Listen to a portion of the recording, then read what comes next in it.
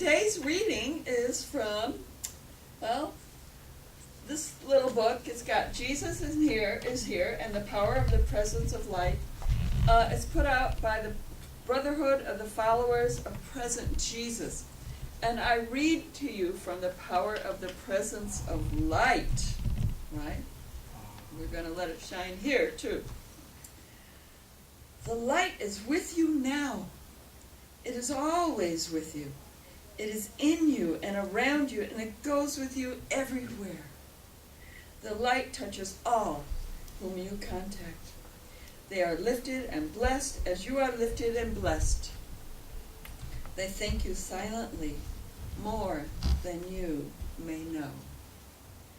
Throw out your light like the rays of the sun. Throw out your love in the same way. The sun never goes down. Its rays are always shining. If there seem to be clouds, dispel them with your own light. Be a beacon. Be a beacon of truth with your light. You generate light from within yourself. The words of Jesus. And so, I introduce to you someone we just heard sing and give us music. Living in the Light is the title of today's talk, given to us by Ann Del Amo, who is essentially our music minister, our minister of notes of joy and truth. Right. So, Ann, we welcome you. Thank you. I'm going to go with the dangerous scenic route here. Okay, let's see. Do our 2-second sound check here. Living in the light. That's a big topic. And welcome to TIC, everybody out in internet land, to the teaching of the Antichrist. Basically, what I think we're all about is growing our spiritual awareness and applying it in our lives, which affects everything around us for the better. The true miracle for me is the change in my day-to-day life. Years ago, I just wasn't a very happy camper. Just life situations and seemed to be limiting. I always had like big ideas, and then I would hear like, well, girls don't do that, or, and now, and we can see that things have changed, like, you can't fly a fighter plane. Well, they do now, taking off on aircraft, flight decks, space.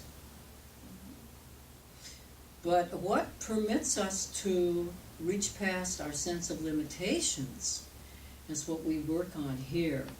And it is a process. And sometimes it's even hard work and standing fast. The thing about this is, how can you live in the light when you can't see it? I've had a number of little middle-aged jock injuries that limited my physical getting around, and other health issues that appear to be limiting, and I've been working through them. And my housemate just recently, something happened with her arm, and it's really painful, and it's like, well, there's light, but where in the heck is it?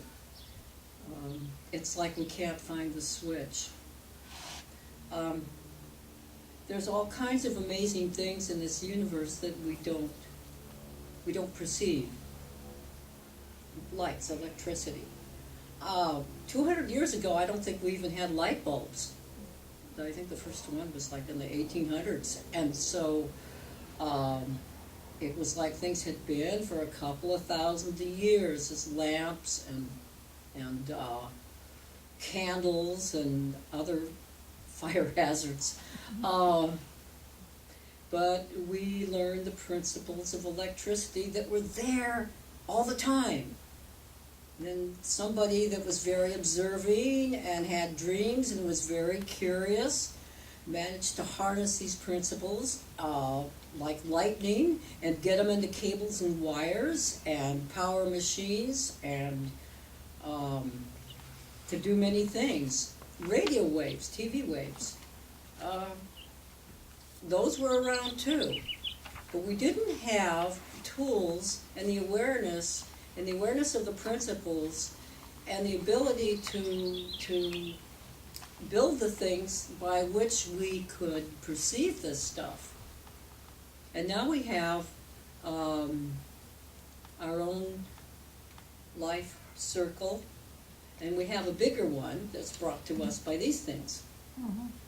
This is like the superconscious of the planet Earth. I think it's more like an electronic gossip mechanism, but I mean, that's good too, because it does make us aware of it also helps me get up in the morning. But 25 years ago, holy cow, cell phones, wow. That guy has a phone in his car. And now there are people driving around and think, don't text and drive.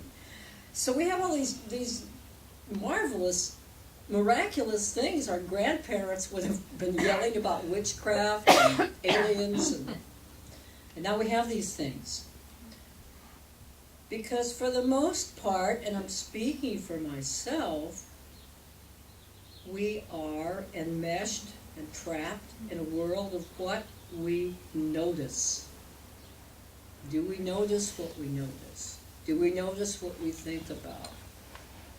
It's like in movies where they have special effects and they have incredible things, and I love special effects, and I always look up to see how they did it, and they hire divisions of would-be hackers to work on these effects that they have in movies that are when you get in the theater. When they first had movies, I think they had like a steaming locomotive coming out of the screen, and the people in the theater they freaked out. Because they thought the train was going to hit them, and I mean this was in color and it wasn't even 3D. I mean they just had a cow, I guess. They were very scared until they realized, hey, this is really cool, a new way to tell stories. And then I remember as a kid going to 3D movies, and they had the glasses, and there was this one movie, it came from outer space, and it had this big blob thing that came down, and there was a crater, and rocks were falling from the rim of it, from where the spacecraft had landed, and these rocks were coming down, and we were ducking under the seats and screaming, and it was like a roller coaster ride. It was great. And then the creature that took over people's bodies, it was this big slimy thing, and it was 3D, so my friend took his glasses off, so but it was very realistic. So our day-to-day life is very realistic when you've got a health issue, and the doctor tells you, like they did to me, you have this rare blood disease, and when I go to get checked up, the other doctors come because it's like, a celebrity thing. Look at this, they love that. And I looked it up, and it has it's like they give people expiration dates. But we all know that you could get food that has an expiration date that's still good.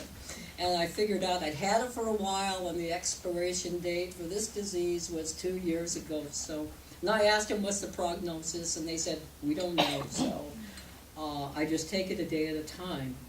But we notice this stuff, and we get enmeshed in media. We wallow in fake news. And it's easy to get caught in this flow of sort of information. But it's part of the story, but it's not the whole story. And the whole story is that we know through our experience that there is a light. And that's why we meditate. And we do prayers and other things to help us to get our subconscious mind and even our lizard brain, our mighty lizard brain that grabs everything and tends to distort stuff and sees everything as a threat and freaks out. I catch that in myself a lot. But that's our survival mechanism, because if you live in a Hawaii and lava comes up a crack in your driveway, you kind of want to leave in a hurry without thinking. Or when I'm surfing, sometimes you see things in the water and you realize, geez, I'm part of the food chain. They don't like polyphone, and you kind of, what did they say? Your paradigm shifts a lot. And let's see, where am I here? I'm glad I typed big. Anyway, there's a whole side of experience that we're learning to contact here. Everyone a living Christ.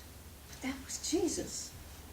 But I think he said somewhere that we would do the same things. But he said, one thing I think they didn't say is there's a bunch of practice and work involved and doing stuff to do it. Jesus also, when people were healed, he always gave them something to do, like, pick up your bed and go on down the road and let your light shine. Mm-hmm. The thing about light, it's not visible to human beings because of our immersion in our day-to-day life and our conditioning that doesn't let us perceive it. We have to let it. So we do our prayers and we share with each other. We have expectations. We meditate to become aware of this light through its texture, its feelings. When my cell phone beeps, sometimes I know who it is. Some people can have specific rings. When we meditate, we have signals. And we have signals too, like, I'm not talking to those guys. It's another election survey. And we learn to differentiate things on another plane of existence that we don't get to visit very much. But we do that, and it affects ripples in the pond. It affects our outer life. That's why we endeavor to think and pray in a visionary manner to adapt our day-to-day minds to the movement and the power of the light of the Creator, so we can experience it, incorporate it, and have better, happier lives.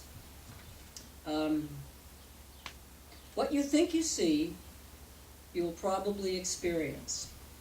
That's one of the first commandment of metaphysics. Life doesn't happen to you, it happens through you, and you happen to life. If that were true, I wouldn't probably be here, because I did a number of foolish things when I was younger. But I have hope, because I think the Dalai Lama said that to become old and wise, you need to be young and foolish. And I was. I look back and I go, oh my God, how did I survive? My parents prayed for me. There's a man named Waddle, I forgot, Wallace Waddle, and he was one of the starters of New Thought movement. And he said, there is a thinking stuff from which all things are made, which in its original state permeates, penetrates, and fills all the inner spaces of the universe. A thought in this substance produces a thing that is imaged by this thought. I can form things with my thought, and this would be active, deliberate thought, and also sharing it with each other, our dreams and hopes. But what we perceive is something else again. What we notice in the world around us, how can we reinforce this thought besides thinking or reacting? One of the things I've just mentioned, the lizard brain, it's there to ensure our survival, but it sometimes leads the parade. And I ask myself, what is the thing in the front today? What am I noticing? What am I thinking about? Am I rehashing old stuff? Am I going back in the past that doesn't serve me? And mental discipline, or mental, not discipline, but mental direction is hard, and that's why we're here, because we all have these struggles. You kind of want to go back and redecorate your rut. Like, if that guy hadn't cut me off in traffic, I wouldn't have gone over the edge, and, you know, all those sort of things.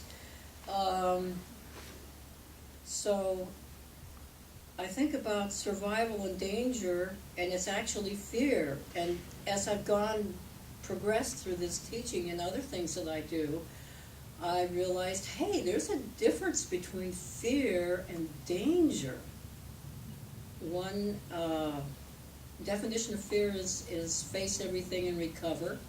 The other one is bleep everything and run. That was my old definition of fear. But I'm afraid of things when there's no real danger. And then sometimes we're not afraid at all and it's really dangerous. Oh, it's fun to tap dance on the thin ice. I think I'll do it again. That sort of thing. Then brings up like control issues. If I can control my environment, everything will be cool. You know, if I always say and do and wear the right clothes and drive the right car and try to live in the right neighborhood, everything will be cool. So we control by the habits of others, and we kind of fake it. But here we're learning to gently check our words and thoughts, and how we might be buying into distorted visions of reality, and we can feel them. But in day-to-day life, I found within my earlier days that I was not sensitive to tipping over. You know, it's just like, it became a habit to feel that way, and finding balance was kind of tough. But when I found it, I had something I could go back to, and I could just kind of get over my conditioning, get over my prejudices, get over my attitudes, or I was able to, as we say in recovery, adjust my attitudes. And when we connect to the light within us, it really helps. We sense that. We do things we wouldn't ordinarily do. It permits us to get out of the box that we built for ourselves, and to have dreams and do new things, or enhance the things that we already have. The thing for me was to be really honest about myself, about my fears, and about my assets, about my prejudices, about my attitude. Sometimes biting my tongue, or counting to 10, or not waving my middle finger out the window at somebody, you know, on the road, or just stopping. And that's things you want your kids to do and your neighbors to do, but it's really hard in the moment when that lizard thing comes up, and you're just like, I don't know, right? A friend of mine used to have a cat that would go down, when she left the house, when the cat would go out the side door, she would puff up and hiss just in case. Somebody might come down the driveway. Then the cat would proceed down to the end of the driveway and look both ways and hiss and make these noises. And we were laughing because my friend's husband said, that's what I always used to do. He would just, you know, it's on a hair trigger, and he would go off at the slightest inconvenience. So he learned how not to do that. And we learned from our inner selves, you know, there's a better way to deal with this. And ideas come to you. Hey, I don't have to do this anymore. I can do something else. You know, I can wait. And it opens up all these options, and we get to make choices. Intuition will lead us into making choices that are much better all the way around. Because I think basically in the light there is a blueprint. But you have to learn to read blueprints and learn to use the tools to build the stuff that is in your blueprint. And then there's expectations. You expect, you know, I expect these things to happen, and sometimes they're not dramatic. You know, and in religion there's often like enormous episodes like Paul on the road to Damascus. If he saw a flash of light these days, it would probably be an artillery shell or something, and he would not want to be on the road to Damascus. So maybe Paul would be on the road to, Paris or London or Los Angeles. Or Alpine. Yeah, Alpine, absolutely.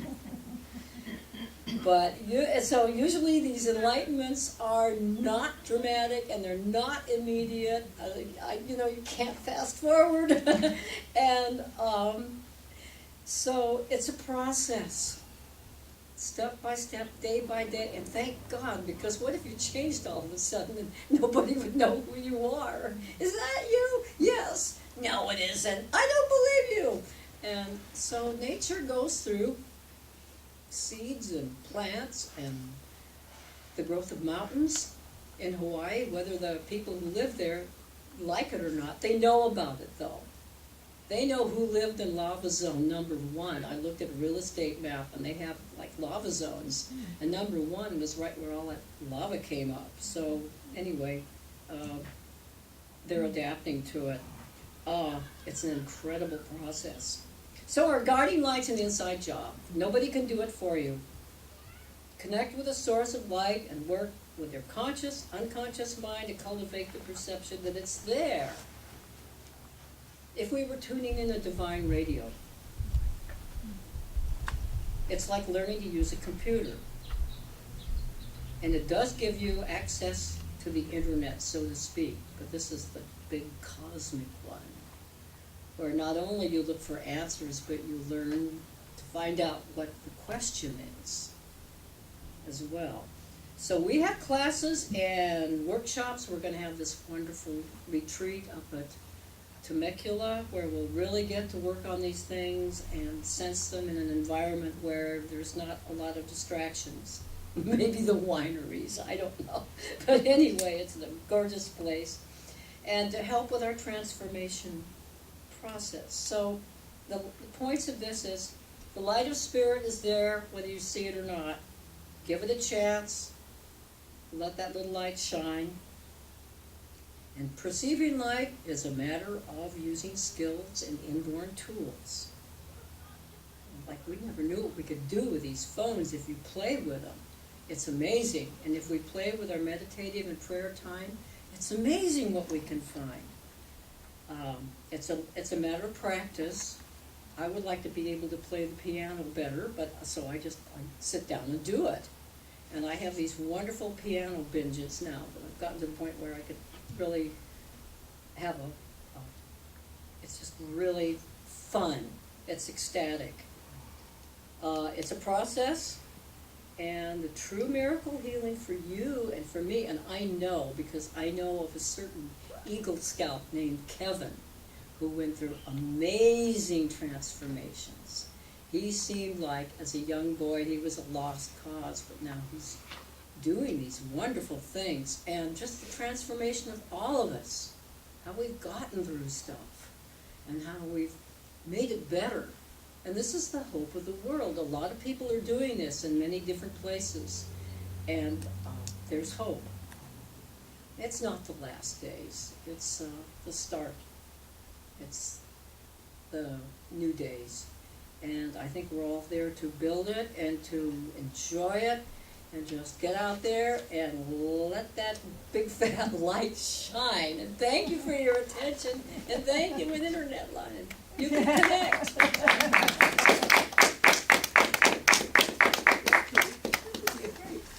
You're a fun speaker. I'm a fun person. Excuse me. Thank you so much.